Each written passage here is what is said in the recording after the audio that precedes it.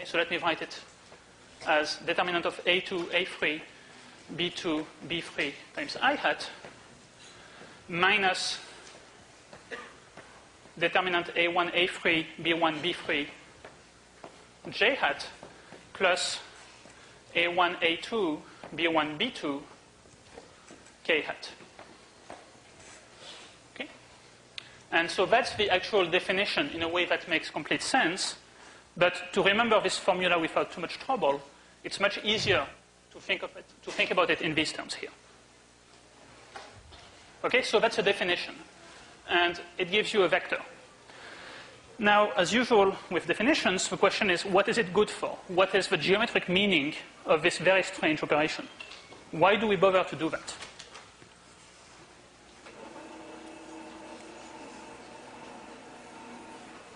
So here's what it does geometrically. So remember, a vector has two different things. It has a length and it has a direction. Okay? Let's start with the length. The length of a cross product is the area of the parallelogram in space formed by the vectors A and B.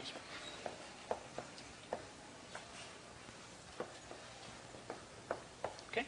So now if you have a parallelogram in space, you can find its area just by doing this calculation when you know the coordinates of the points.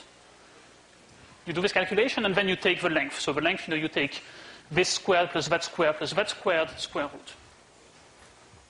It looks like a very complicated formula, but it works, and actually it's the simplest way to do it. Okay. This time we don't actually need to put plus or minus because the length of a vector is always positive. We don't have to worry about that. And what's even more magical is that not only is the length remarkable, but the direction is also remarkable. So the direction of A cross B is perpendicular to the plane of a parallelogram.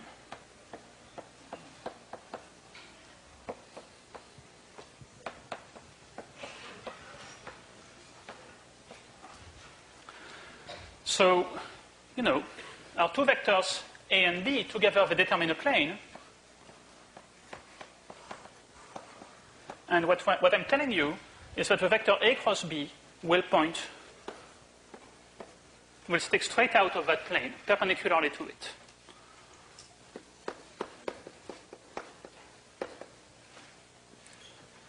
Okay.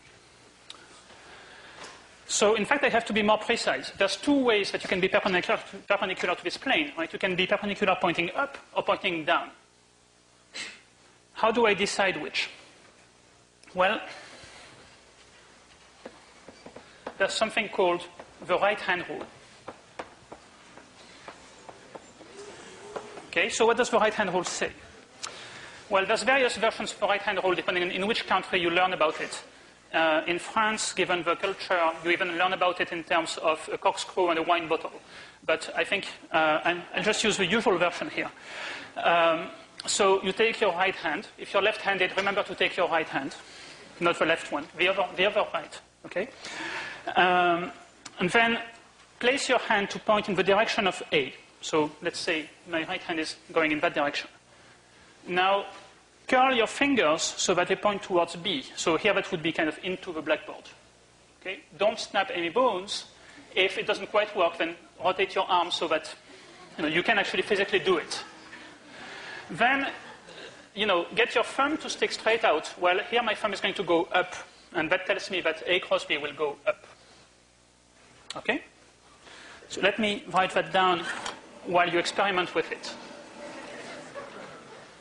Again, try not to injure yourselves. So,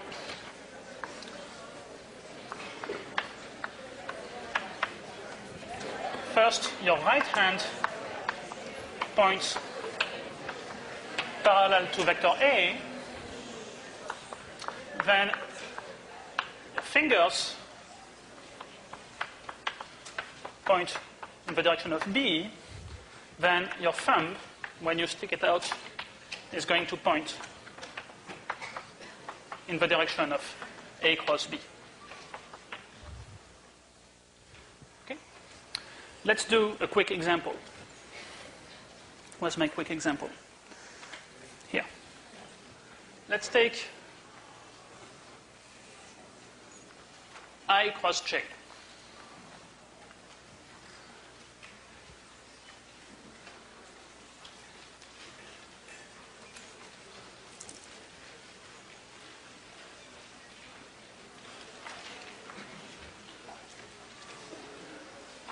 So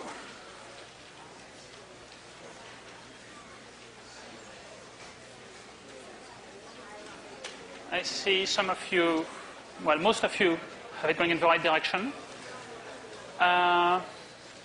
If you have it pointing in the wrong direction, it might mean that you're using your left hand, for example. Okay. So, example, I claim that I cross J equals K. Okay. Let's see. I points towards us. J points to our right. So I guess this is your right, right? I think. It's kind of hard to. And then your thumb is going to point up. Okay. So that tells us it's roughly pointing up. And of course, the length should be 1, because if you take the unit square in the xy plane, its area is 1. And the direction should indeed be vertical, because it should be perpendicular to the xy plane. So it looks like I cross J will be K. Well, let's check with the definition. You know, IJK, what is I? I is 1, 0, 0. J is 0, 1, 0. Well, so the coefficient of I will be 0 times 0 minus 0 times 1, that's 0.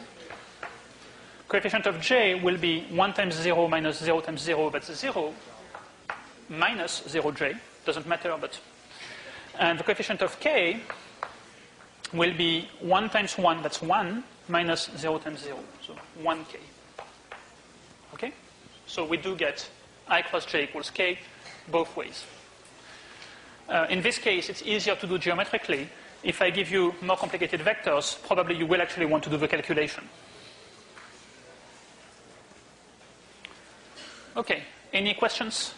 Yes? Real quick, how did you figure out the 1 times 1 in the last? So the coefficient of K, remember I delete the first row and the last column. So I get this 2 by 2 determinant. Okay, but 2 by 2 determinant is 1 times 1 minus 0 times 0. So that gives me 1. Okay?